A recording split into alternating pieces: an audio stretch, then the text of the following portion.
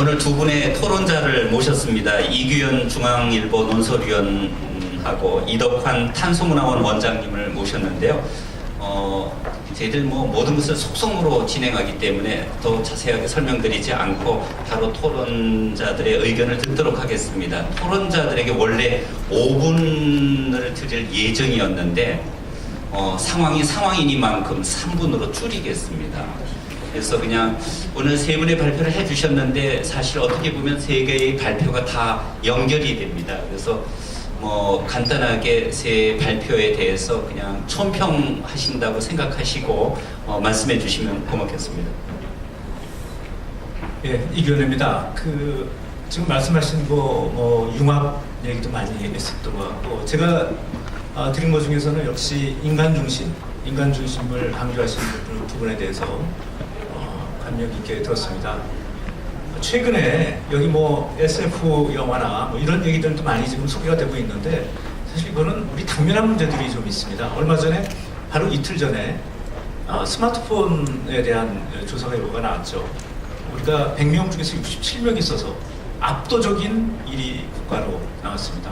사실 인간의 확장, 아까 얘기도 했지만 뇌의 확장일 수도 있죠. 왜냐하면 그것을 매일 봐서 꼭 알라딘의 요술 램프에서 지니를 불러내듯이 우리가 매일매일 우리 휴대폰을 통해서 수많은 지니를 불러내고 있는 것이 아닌가. 그렇게 봤을 때 지식과 지혜의 확장이라는 부분으로 해석될 수도 있는 것 같습니다.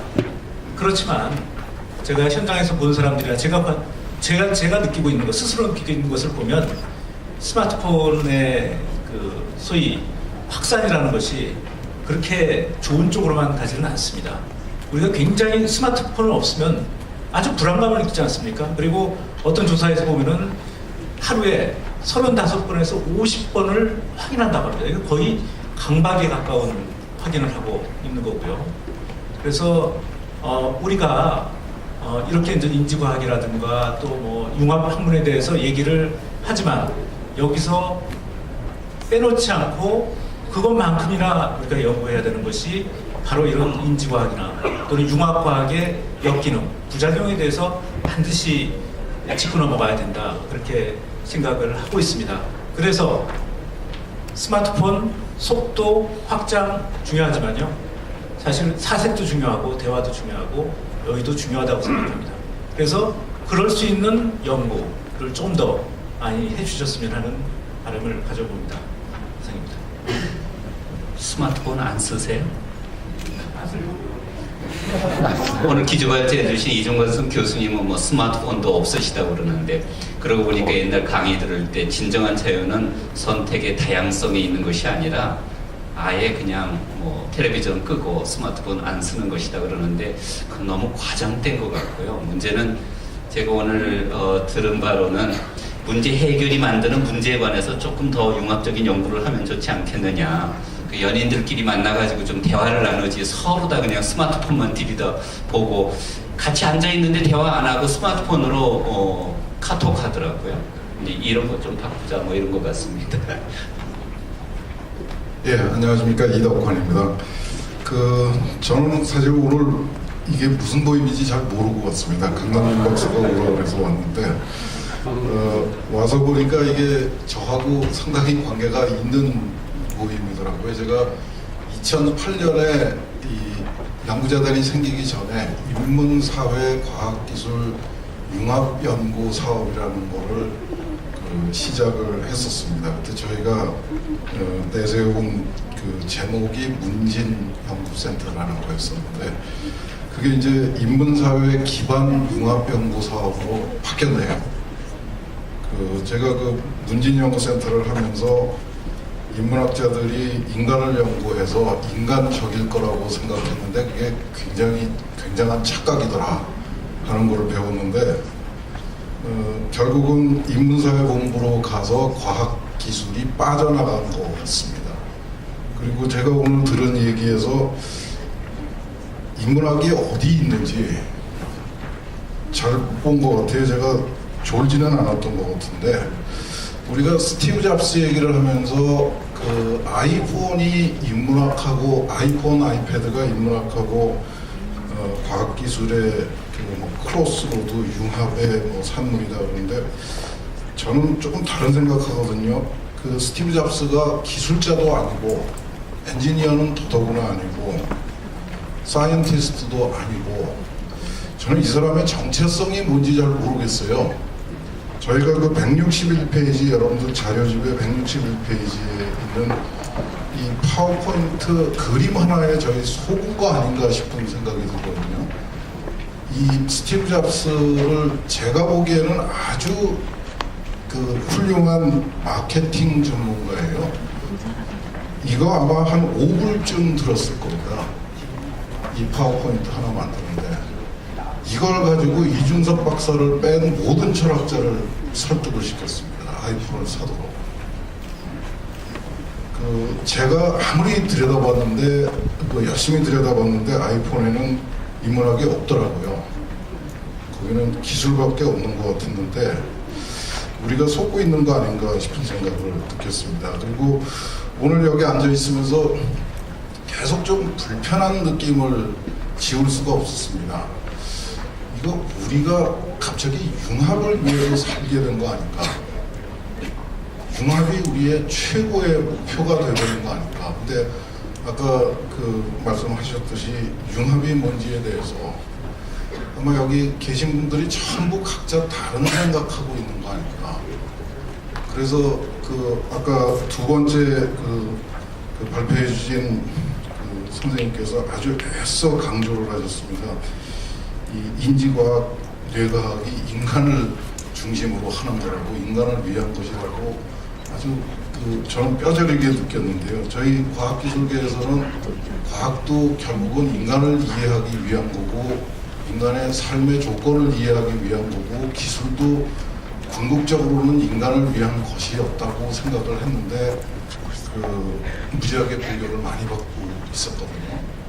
지금도 아마 또 그런 융합을 얘기를 하면서 이 기술 쪽에서는 이 융합에 들어가는 기술이 인간을 위한 거라고 항변을 할 수밖에 없는 상황이 이게 뭔가 정상이 아닌 거 아닌가 하는 느낌을 자꾸 갖게 됐습니다. 그래서 결국 우리 사회가 굉장히 그 힘들어하고 그 고통받고 있는 이유 중에 하나가 우리가 한국말이라는 같은 말을 사용하면서 실제로 언어는 각자 다른 언어를 사용하는 것 같아요. 그래서 이 언어를 통일하는 게 남북 통일보다 더 시급한 거 아닌가, 그런 뭐 황당한 말씀 드리는 걸로 지금 시계를 보셔서 더 이상 말씀 안 드리는 게 좋을 것 같습니다. 마치겠습니다.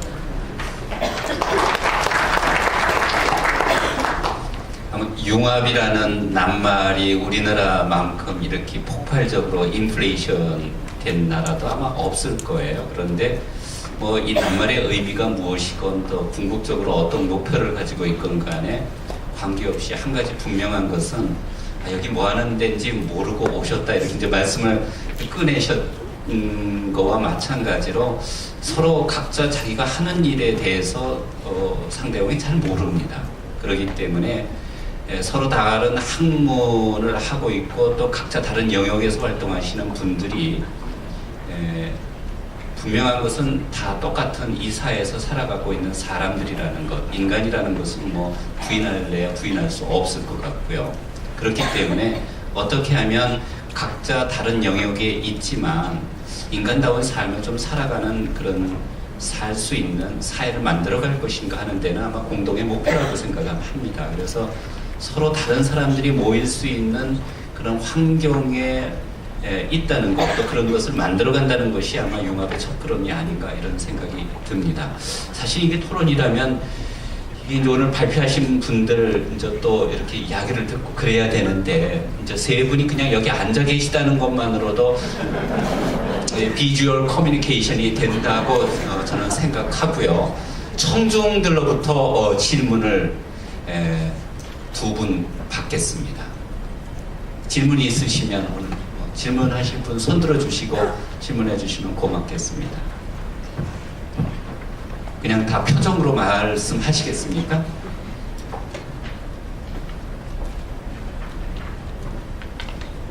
커피가 더 그리우신가요? 예, 저 뒤에 예, 혹시 마이크 좀.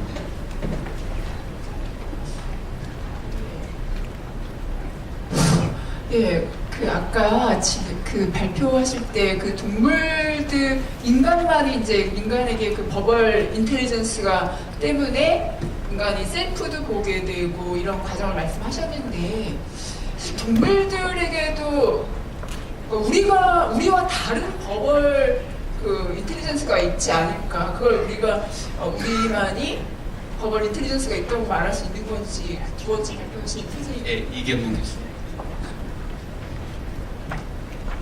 이게 그 버블 인텔리전스라고 하는 것을 어떻게 규정하느냐에 따라서 답이 달라지겠죠. 그래서 역시 가장 좋은 답은 it depends입니다.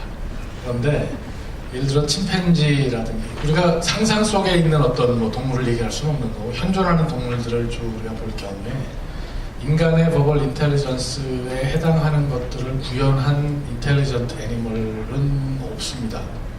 예, 그건 없는데요. 정도의 차이일 텐데 아까 이제 학습 같은 거는 동물들도 학습을 하잖아요. 그 어미가 그렇죠. 가르쳐주고. 그래서 인텔리전스가 없다고 저는 얘기하지 않았습니다. 예, 그러니까 저도- non-verbal intelligence도 충분히 가능하고요. 근데 우리가 생각하는 버벌과 우리가 모르는 그들의 버벌이 왜 또 요즘에 제가 뭐 저는 인문 쪽이라서 정확히는 모르지만 또 최근에 어떤 과학에서는 동물들에게도 언어가 있다라는 말을 하는데 우리가 모르는 버벌일 수도 있잖아요. 그렇죠. 거기서 이제 컨셉을 정확히 좀 구별해서 우리가 분석적으로 이제 이해를 해야 되는데 verbal intelligence라는 거하고 커뮤니케이션하고를 혼동하시면 안 됩니다. 그러니까 커뮤니케이션에 여러 가지 양상이 있고 그 중에서 human-like 한 것을 우리가 버벌이라고 표현하는 어떤 특정한 카테고리를 얘기하는 거기 때문에 다른 뭐 돌고래들도 커뮤니케이션 하죠. 그 개들도 커뮤니케이션 합니다. 근데 제가 그걸 부정하는 게 아니고요. 그러니까 커뮤니케이션이 가능하다를 부정하는 게 아니고 그 커뮤니케이션이 우리의 인간의 특징적인 어떤 버벌 형태로 되는데 그게 뭐냐 구체적으로 그걸 말씀드리자 그러면 예를 들면 그건 이제 더 연구를 많이 해야 되는 주제지만 예를 들어 proposition이라고 하는 것이 과연 가능한가 동물들에게 혹은 그런 것들을 객체화해서 그러니까 descriptive cognitive 모델을 만들 수 있냐 예를 들어서 우리가 어떤 지식이라고 하는 거를 가지고 있죠 근데 그 지식을 representation 할 수 있냐 그런 건 당연히 예를 들면 안 이제 되죠. 그런 거죠. 그러니까 제가 말씀드리는 포인트는 버벌 인텔리전스라고 하는 게 그런 것들이 있고 그런 내용들 중에서 보다 보니까 이게 인터서브젝티비티에 기반이 되는 어떤 미디어 역할을 할 수 있겠구나 이렇게 말씀을 드린 거고 그 인터서브젝티비티라고 가능하다 보니까 스스로에게 향하는 인터서브젝티비티 그래서 셀프라고 하는 개념이 거기서 도출될 수도 있고 그런 류의 어떤 멘탈 액티비티가 가능해진 거 아니겠느냐 뭐 이런 말씀이었고요. 그걸 제가 과학적으로 여기서 어떤 실험적 데이터나 무슨 통계적인 데이터나 이런 걸 가지고 입증하고 싶은 생각은 없습니다. 할 수도 없습니다. 근데 저는 그런 휴머노라이크 인텔리전스의 피처를 그렇게 한 3가지 정도로 정리했습니다 라고 말씀드렸습니다. 예, 혹시 또 다른 질문? 네.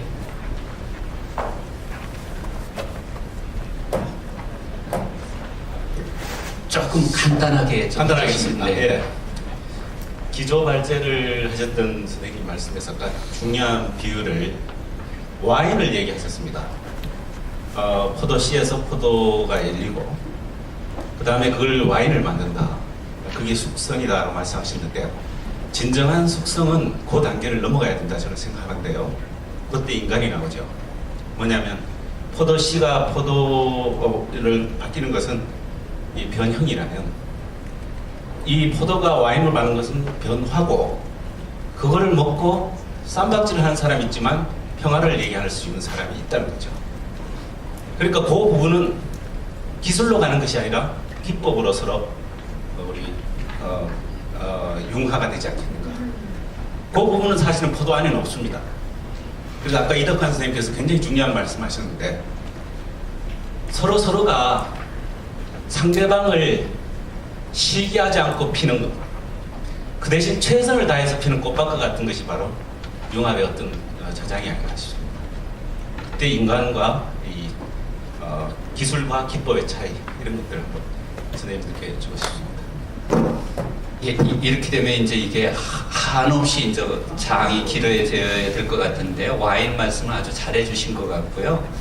어떻게 보면 이렇게 이제 지리 토너로 가다 보면은 끝없이 이어질 것 같고요. 와인은 아니더라도 바깥에는 각종 음료와 커피가 기다리고 있으니까 오늘 그 커피라도 드시면서 좀 우리의 토론을 나름대로 융합이 아닌 뭐 조화가 되었건 그런 장으로 승화시켜 주시기를 부탁드리면서 1부 세션을 모두 마치겠습니다. 감사합니다. 일부 세션을 마치고 지금 함께 커피 브레이크 타임을 10분 갖겠습니다. 그래서 4시